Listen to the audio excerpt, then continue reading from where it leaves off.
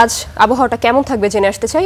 অন্য একটি স্টুডিওতে আমাদের সহকর্মী ফারদিন যুক্ত আছেন। ফারদিন, জানাবেন আজকের আবহাওয়া কেমন থাকবে এবং আরও জানাবেন যে রাস্তায় জ্যাম কেমন দেখছেন, জানাবেন।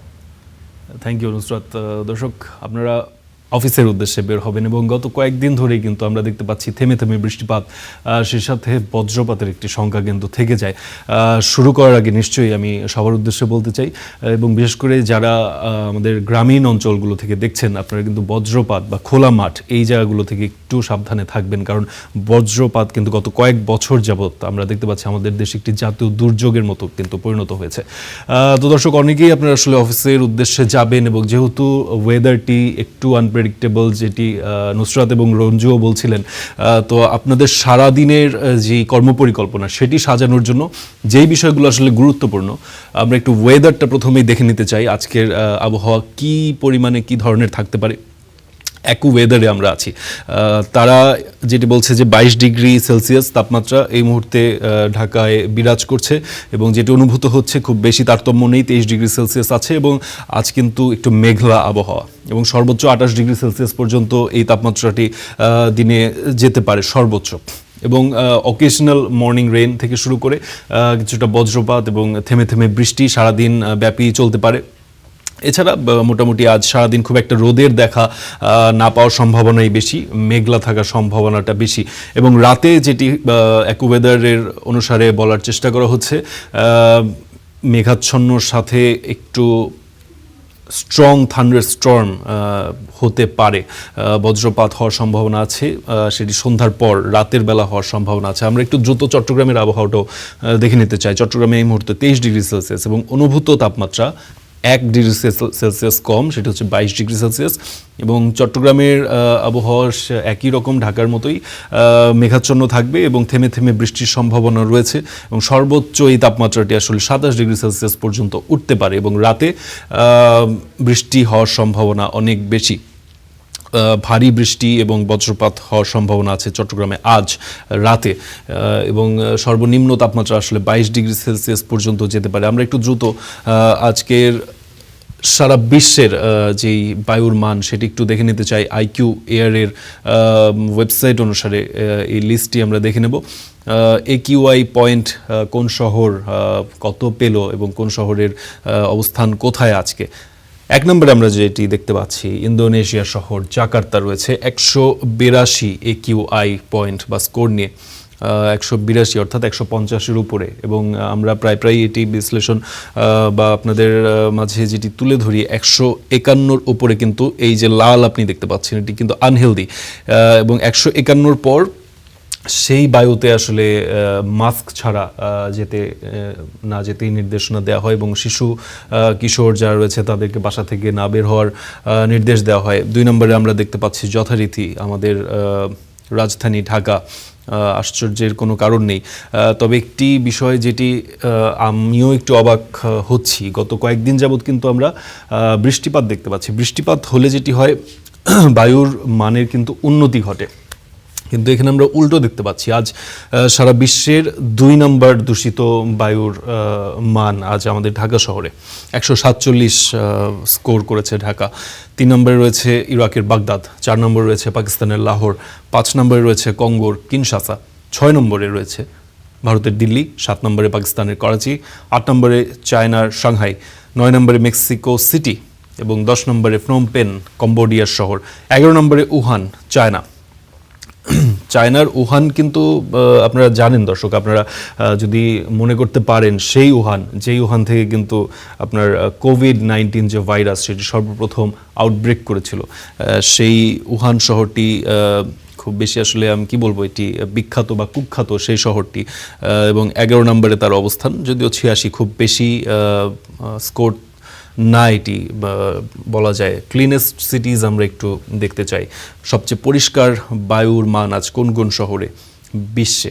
1 নম্বরে রয়েছে পর্তুগালের লিসবন, এবং 2 নম্বরে রয়েছে অস্ট্রেলিয়ার ক্যানবেরা, 3 নম্বরে রয়েছে অস্ট্রেলিয়ার সিডনি, 4 নম্বরে রয়েছে নিউজিল্যান্ডের অকল্যান্ড, 5 নম্বরে রয়েছে কানাডার মন্ট্রিয়াল, 6 নম্বরে মেলবোর্ন অস্ট্রেলিয়ার, এবং 7 নম্বরে ডেট্রয়েট মার্কিন যুক্তরাষ্ট্র, 8 নম্বরে কানাডার টরন্টো, 9 নম্বরে মার্কিন যুক্তরাষ্ট্রের নিউ ইয়র্ক, 10 নম্বরে মার্কিন যুক্তরাষ্ট্রের সান ফ্রান্সিসকো। এবং আপনি এইখানে আপনি দেখতে পারেন এই স্কোরগুলো। 1 নম্বরে যেই পর্তুগালের শহর লিসবন রয়েছে তার পয়েন্ট রয়েছে 16, তারপর 17, 19, 22। সবার পয়েন্ট কিন্তু আপনি দেখতে পাচ্ছেন 30-এর নিচে, এবং সেখানে সেই বিপরীতে আপনি যদি তুলনা করতে চান পলিউটেড সিটিজের মধ্যে যেটি খুবই খারাপ বায়ুর মান, সেখানে আচ্ছা এটি কি কোনো গ্লিচ কিনা আমি জানি না। 1 নম্বরে এই মুহূর্তে লাহোর চলে এসছে এবং 899 পয়েন্ট নিয়ে এসেছে। 899 আসলে আমি জানি না কোনো গ্লিচ কিনা। আমরা কিন্তু 1 নম্বরে একটু আগেও জাকার্তাকে দেখতে পাচ্ছিলাম। তবে যেটি আমি বলার চেষ্টা করছিলাম দর্শক, ঢাকা বাংলাদেশের স্কোর আপনি দেখতে পাচ্ছেন 155, 150-এর উপরে। বিপরীতে আপনি যেই ক্লিন সিটিজগুলো দেখলেন সেগুলো কিন্তু 30-এর নিচে। আমরা একটু দর্শক আপনাকে ট্রাফিক আপডেট সম্পর্কে জানাতে চাই। ঘড়িতে এখন বাজে প্রায় 8টা। এই পর্যায়ে একটু ট্রাফিক আপডেট সম্পর্কে জেনে নিতে চাই। আপনাদের জানাচ্ছিলাম ঘড়িতে এখন প্রায় 8:10 বাজে। অফিসের উদ্দেশ্যে আপনারা অনেকেই বের হবেন এবং ট্রাফিক আপডেটটি আমাদের ম্যাপটি, ঢাকা শহরের যে ম্যাপ সেটি আমাদের সামনে রয়েছে। শুরুতে যদি একটু মিরপুর থেকে শুরু করতে চাই, মিরপুর পল্লবী, মিরপুর 11, সেখানে কিন্তু আমরা দেখতে পাচ্ছি সেই মেট্রো রেলের নিচের যেই রাস্তাটি, মেট্রো স্টেশন যেটি মিরপুর 11-র, সেই রাস্তাটিতে আমরা দেখতে পাচ্ছি সেখানে একটু যানজট রয়েছে সকালবেলা। এবং মিরপুর 10-এর যে সার্কেল, মিরপুর 10 সার্কেলকে কেন্দ্র করে কিছুটা ট্রাফিক কনজেশন আমরা দেখতে পাচ্ছি এবং সেখানে থেমে থেমে আসলে যানজট, যেই ইউলুপগুলো আছে সেগুলোকে কেন্দ্র করে কিছুটা যানবাহনের ধীরগতি লক্ষ্য করা যাচ্ছে। এইদিকে যদি আমরা একটু আসতে চাই, এদিকে কিন্তু মহাখালীর দিকটা আমরা দেখতে পাচ্ছি। মহাখালী বাস টার্মিনাল, যেটি মহাখালী বাস টার্মিনালকে কেন্দ্র করে একটি যানজট। মহাখালী বাস টার্মিনালটি, এটি নিয়ে আসলে অনেক কথা রয়েছে এবং অনেক কথা বলা হয়েছে, অনেক কথা হয়ে গেছে। এবং এই বাস টার্মিনালটি কিন্তু আসলে বলার চেষ্টা করা হয় যে এটি শহরের মাঝখানে এক ধরনের বিস্ফোরার মতো। আপনি চিন্তা করেন উত্তর এবং উত্তর পশ্চিমাঞ্চলের এতগুলো জেলার যে বাসগুলো, সেগুলো কিন্তু আপনি উত্তরা থেকে ঢোকার পর এই মহাখালী পর্যন্ত আসে এবং এই যে বড় বড় বাসগুলো, এটির দেখা যায় যে চলাচলের ক্ষেত্রে বেশ বিশৃঙ্খলা থাকে। এবং বাস টার্মিনালের সামনের যে রাস্তাটি, একদম মহাখালী ফ্লাইওভার থেকে শুরু করে এই বাস টার্মিনালের এলাকা ছাড়িয়ে সেই বাসগুলো কিন্তু পার্ক করা থাকে, সেখানে দাঁড়ানো থাকে। ফলে যেটি হয় যে স্বাভাবিক যেই যান চলাচলের প্রক্রিয়া সেটি কিন্তু ব্যাহত হয়।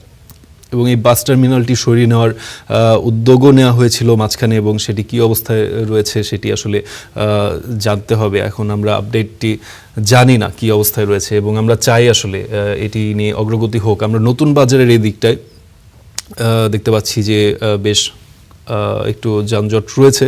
গুলশান 1-এর ওই যে রাস্তাটি যেটি বাড্ডা পর্যন্ত আসলে কানেক্ট করেছে, সেই রাস্তাটিতে আমরা দেখতে পাচ্ছি বেশ যানজট রয়েছে।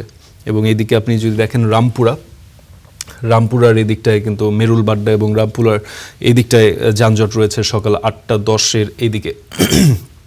পুলিশ প্লাজার এই দিকটাতেও আমরা দেখতে পাচ্ছি, পুলিশ প্লাজা থেকে শুরু করে আড়ং, গুলশানের আড়ং এবং হাতিরঝিল থেকে বের হয়ে যেটি আসলে গুলশানের দিকে ঢুকেছে সেই রাস্তাটিতে আমরা দেখতে পাচ্ছি যানজট রয়েছে। এবং স্বাভাবিকভাবেই বিজয় সরণি এবং নব থিয়েটার, মিলিটারি মিউজিয়ামের এই জায়গাটিতে আমরা দেখতে পাচ্ছি সকাল সকাল আসলে যানজট রয়েছে। এটি আসলে যানজট থাকাটাই স্বাভাবিক, না থাকলেই বরং আমরা আশ্চর্য হতাম। এছাড়া আসলে বসুন্ধরা সিটি কমপ্লেক্স, এইগুলো আসলে খুব সকালবেলার স্বাভাবিক যেটি সিগন্যাল কেন্দ্রিক সেগুলো। তো এই রাস্তাগুলো আপনি যদি, যেগুলোর যানজটের কথা বললাম, সেই রাস্তাগুলোতে যদি আপনি বের হন তাহলে হাতে একটু 10-15 মিনিট সময় নিয়ে বের হলে আমার মনে হয় যে আপনি খুব একটা সমস্যায় পড়বেন না। তো দর্শক, আমাদের ওয়েদার আপডেট থেকে শুরু করে ট্রাফিক আপডেট এবং যে বায়ুর মান, সেগুলো আমরা জানার চেষ্টা করলাম। আমরা আবারও ফেরত যাব আমাদের প্রাইম সেটে নুসরাতের কাছে। নুসরাত, ধন্যবাদ ফারদিন আপনাকে।